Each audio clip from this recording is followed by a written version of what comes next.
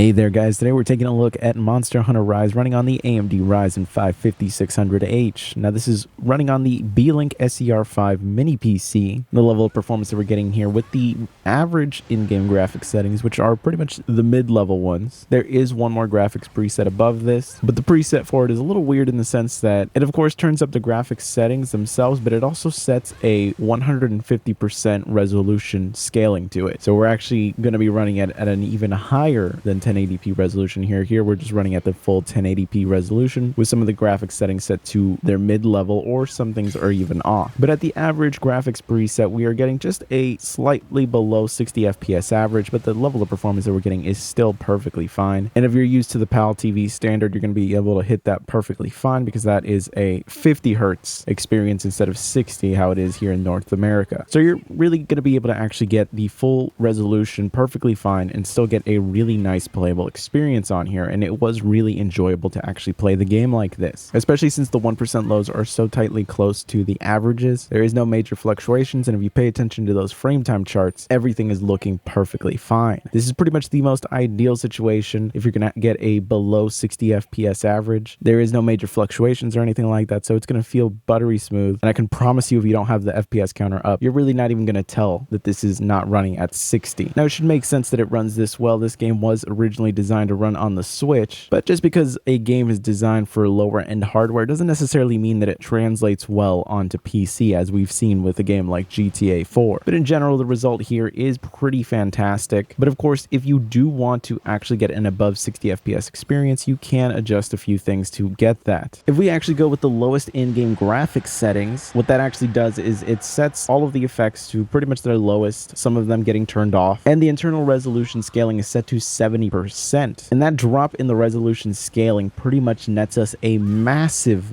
increase in FPS, where now we're getting a above 110 FPS average, and our 1% lows are just slightly under 100. So what that means is we're getting a extremely smooth experience here, and using a 144 hertz display is actually going to be a viable option here, and you're going to get a fantastic experience, though you are taking a hit in terms of the visuals. It would have been nice if the game had FSR 1.0 built in, just to try to smooth out the visual quality a little bit, using something like the quality preset or even ultra quality preset. But in general, it really isn't too necessary. And I mean, the resolution that we're hitting right now is actually the resolution that it would run on the Switch. So if we actually run it at what is essentially the original quality settings of the console it originated from, we are actually able to get a high refresh rate gaming experience out of it. And that's pretty nice to see, especially for a mini PC that is essentially the cost of the original console that it came out on. And you're not just limited to being able to play Switch games. So it's essentially the most ideal situation, really, where if you want to use the full 1080p resolution, the option is there, and you're still going to get a playable experience out of that. But if you want that high refresh rate gaming experience, you can always go with the lowest preset, take a little bit of hit in the resolution, but get a ultra smooth gaming experience. It's always nice to see when games that run on the APUs actually give you some flexibility on the options that you have, so that you can tailor the experience to what you want. Because there are people out there that are more than willing to sacrifice performance just for improved visuals, while there are people out there that are willing to sacrifice their visuals for better performance, and this gives you the option there for both. Now of course, this is one of those games that I've played a lot of, so it's definitely fantastic to see it run on a system like this with absolutely no graphics card. Again, it was essentially designed to run on integrated graphics, so it's no surprise that it performs this well. But if you're interested in picking up this mini PC, you can check out the Amazon affiliate links down below. That does actually help support the channel, and it is greatly appreciated when you do. Alternatively, you could become a member of the channel for as little as $1 a month if you would like to help support the channel directly, and that is also greatly appreciated. But anyways, I want to thank you for watching. I will catch you in the next one.